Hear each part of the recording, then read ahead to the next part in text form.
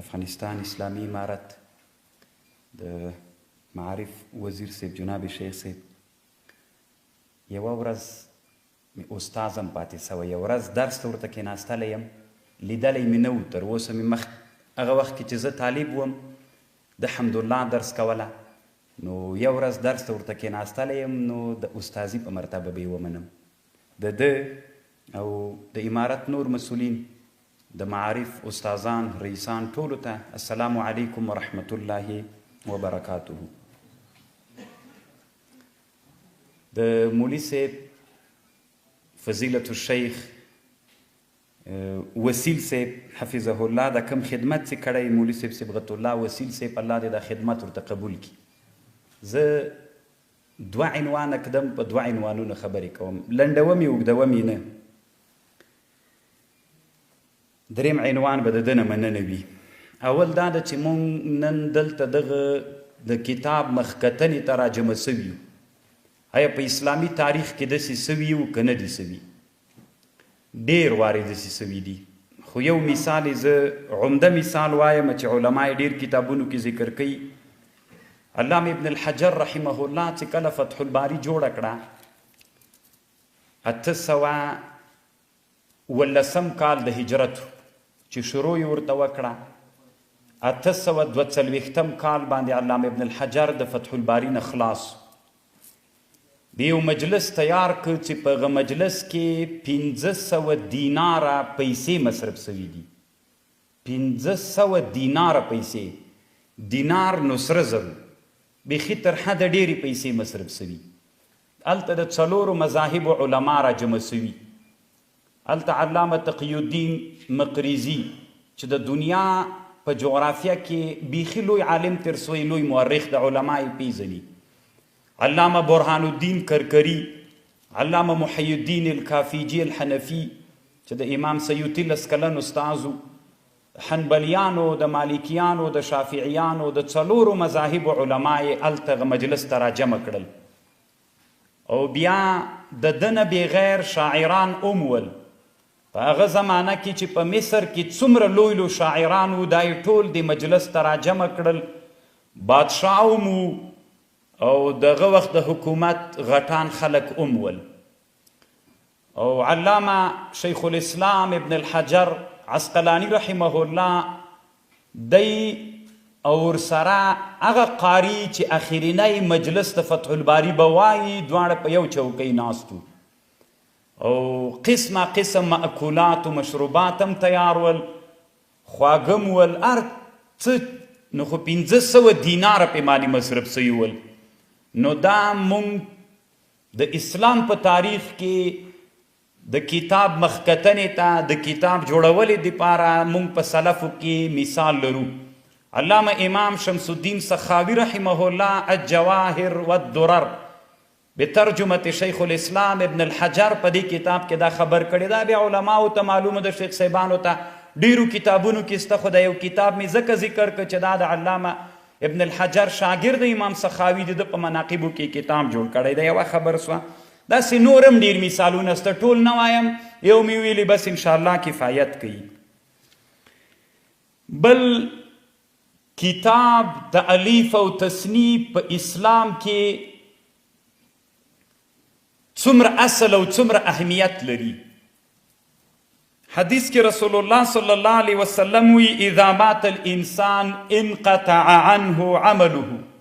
کله چې انسان مړ سي له ده نه د ده اعمال قطع سول، الا من ثلاثه، الا من صدقه جاریه او علم ينتفع به. دا حدیث امام مسلم رحمه الله هم روایت کړی، صحاحو کې، ابو داود و نور کتابونو کې مسته. هغه علم چې الله پاک سړی مړ کړي تر ورځ د قیامته پورې ده ته صدقه جاریه ده، هغه علم چې فایده پرې اخیستل کیږي، نو هغه علما وایي یا تدریس ته یا تألیف ته. په دغه دویم جز باندې لږ خبر کوم. علما وایي وی د اسلام د دین دا یو خصوصیت ته چې الله عز وجل دوی ته تألیف و تصنیف نصیب کړی. دنیا کې چې څومره انبیا تیر سوي دا د دوی خصوصیت نه و چې تألیف و تصنیف دې کړی وای. دا د رسول علیه السلام د امت خصوصیت ده. علامه قسطلاني مواهب کې لیکلي دي وی د الله د دین یو خصوصیت دا ده چې تألیف و تصنیف الله ورکړی، دا د اسلام د دین خصوصیت ده. علامه عبدالباقی زرخانی چې په مواهب شرح کړي دی مفصل تفصیل کړی چې دا د الله عز وجل د طرف نه یو خصوصیت امت مسلمه ته ده، د محمد رسول الله صلی الله علیه وسلم امت ته ده چې الله پاک د تصنیف و تعلیف د دوی خصوصیت ګرځولی. دا یوه خبر. بله خبر دا ده چې دا تعلیف او تصنیف دا فرض کفایي ده. د مونږ په اسلامي نړۍ کې د امام شافعي صاحب د مذهب یو عالم تیر سوی، اصل کې ډیر لوی علمیت الله دته په اصول فقه کې ورکړی. د یو کتاب جوړ کړی المنثور فی القواعد، ډیر کتابونه دی لري، بیخي ښه موضوعاتو باندې کتابونه لري. غټ کتاب په اصول فقه کې بحر المحیط د 4 جلدونو کې د اصول فقه کې دغه کتاب المنثور فی القواعد، دغه کتاب کې دی لیکي وي تصنیف او تألیف په امت مسلمه باندې دا فرض کفایي ده. که هیچا تألیف و تصنیف ونه که د ټولو غاړه باندې ده، که بعضې وکړه د نورو غاړه خلاصه ده. زه چې څومره فکر کوم انشاءالله دما د علم موافق، زه فکر نه کوم چې په افغاني جامعه کې د چا د یتیم دپاره مستقل کتاب جوړ کړی وي، انشاءالله نه به وي. علماو دما په فکر باندې خو ماته تر اوسه نه ده معلومه چې چا د یتیم د پالنې په اړه مستقل کتاب جوړ کړی وي. د دنیا په سطح هم چې زه څومره فکر کوم یو نوو کې یو متقدمینو کې نشته. صحیح ده د چا زوی مړ سو هغې دپاره به د پلار د صبر دپاره به لفتة الکبد په نامه کتابونه جوړ وي، خو د یتیم پالنې دپاره جناب فضیلت الشیخ مولی صاحب صبغت الله وسیل حفظه الله دغه فرض کفایي چې په امت مسلمه باندې و خصوصا افغانانو غاړه خلاصه کړله، هغه چې په امت فرض کفایي و، لکه علما وایي چې تألیف او تصنیف فرض کفایي ده. اوس هغه حدیث چې ما ویلي چې صدقه جاریه علم د هغه علم چې فایده پې اخیستل کیږي. امام سیوطي صاحب یو کتاب په دغه حدیث جوړ کړی، التأدیب فی التعریف فی آداب التألیف، دغه حدیث باندې جوړ کړی. هلته وایي چې درس و تدریس ډیر ثواب لري او که کتاب جوړول ډیر ثواب لري. د ده رایه دا ده وي تألیف ډیر ثواب لري. هلته اقوال نقل کړي. یو قول یې د جمع الجوامع د امام سبکي رحمه الله نه نقل کړی. داسې خبرې کړي کم عالم چې څومره لوی عالم وي، که هغه د پوهنتون استاذ وي، که هغه شیخ الحدیث وي، که هغه مدرس وي، که هغه پوهاند وي، تر څو چې دی تألیف ونه کړي د ده دا نفع ناقصه ده. ځکه یو سړی چې منتفع به علم پرېږدي نو هغه په تألیف باندې کېږي چې تألیف کتاب جوړ کړي. نن که هغه متقدمین علماو دا کتابونه نوی جوړ کړي د مونږ علم خو نو تاسې ته معلوم ده چې څومره علم مو ده، نو علم به ختم و. نو دغه یو لوی خدمت چې علم ينتفع به صدقه جاریه ده، دا علم ده. علامه ابن جوزی رحمه الله صید الخاطر په نامه یو کتاب جوړ کړی. هلته لیکي وي که د سړي شاګردان لږ وي ښه ده او که شاګردان یې ډېر وي ښه ده. علامه امام علی قاری صاحب یو کتاب جوړ کړی، هلته د دې حدیث نه استدلال کوي انی اکاثر بکم الامم. رسول الله صلی الله علیه وسلم وایي زه په دې خوشحالیږم چې امتیان مې ډېر وي. علی قاری صاحب وایي چې اوس د چا شاګردان ډېر وي او ښه طریقه باندې تربیت کې دا تر ټولو نه ښه ده. انی اکاثر بکم الامم. نو اوس د درس شاګردان ډېر وي او که د تألیف.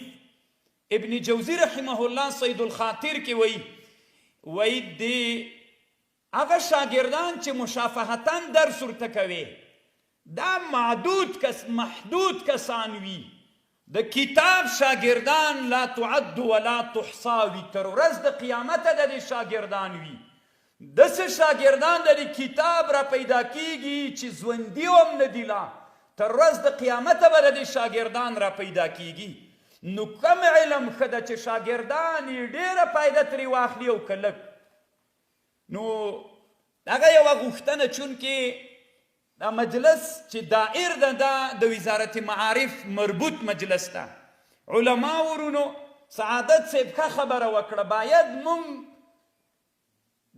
د نظام تأسیس دپاره کار وکړو د نظام د جوړولو دپاره کار وکړو نظام ته داسې قوانین جوړ کړو چې وروستی نسلونه مو استفاده ترنه وکړي دا یو استدلال یې وګرځي یوه نادره ورته ښکاره سي لکه موږ ته چې د پخوانیو خبرې نادرې ښکارېږي دا ډېره مهمه ده د کتاب د تعلیف و د تصنیف میدان ته راودانګو داسې موضوعاتو باندې کتابونه جوړ کړو چې په هغې موضوعاتو باندې کتابونه نشته ده ډېرې مسائل د مونږ په دې دین کې لا ینحل پاتې دي اوس علما د مونږ حنفي وایي د ښځې د ماهواره مرض په اړه باندې تر اوسه ټوله حنفي فقه کې داسې جامع کتاب نشته چې ټولې مسایل یې مکملې څېړلې وي نو علما ورونو چې په داسې شیانو باندې لګیا کیږو چې هغه خپل منځ کې د یو د بل سبب د اهانت ګرځېږي نو که موږ د تألیف و د تصنیف میدان ته لاړ شو درېیم سړي ته به کتاب پرېږدو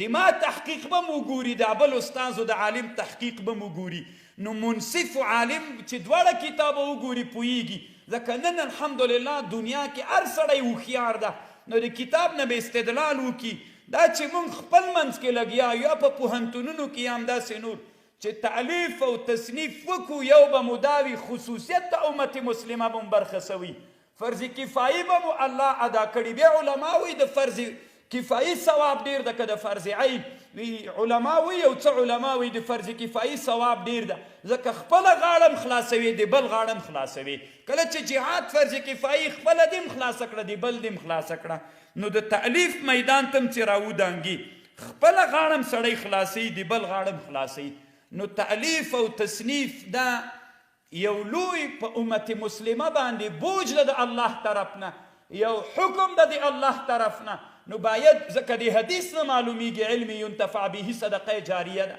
نو الله دې وکړي لکه څنګه چې جناب فضیلت الشیخ مولوی صاحب صبغت الله وسیل صاحب دا امانت ادا کړ الله پاک دې د خدمت قبول وګرځوي مننه ترې نه کوو الله پاک دې دته نورم توفیق ورکي نور علماو ته هم الله توفیق ورکي چې داسې موضوعاتو باندې کتابونه جوړ کړي چې وي نه الله مکړه چې مستدرک رانسي داسې موضوع باندې او رښتیا نن دا بې مبالغې درته وایم چې دا ما ته په خپله باندې یوه جالبه موضوع ده په دې اړه باندې کتاب نه ده جوړ سوی استدراک هم نسته ده چې بیا بې فایدې سي نو الله پاک دې ده سره ښه وکړي څو لنډې خبرې مې چې وکړې که سهوه سویم د الله عز وجل نه بیا د تاسې نه بخښنه غواړم السلام علیکم ورحمة الله وبرکاته